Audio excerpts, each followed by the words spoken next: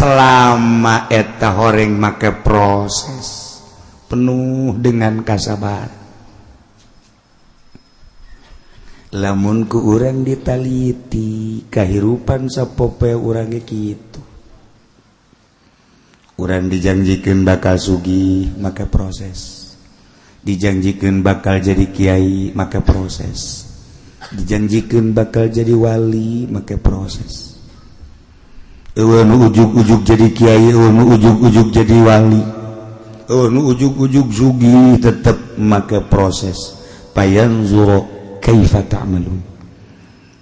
Perjanjian Allah bakal dideuleuh selama ngalestarikeun janji waktu perjanjian dideuleuh heula proses-proses. Kitu bae terus. Ngan urang mah nu nerangkeun kahiji, nomor kadua mata hate urang na poek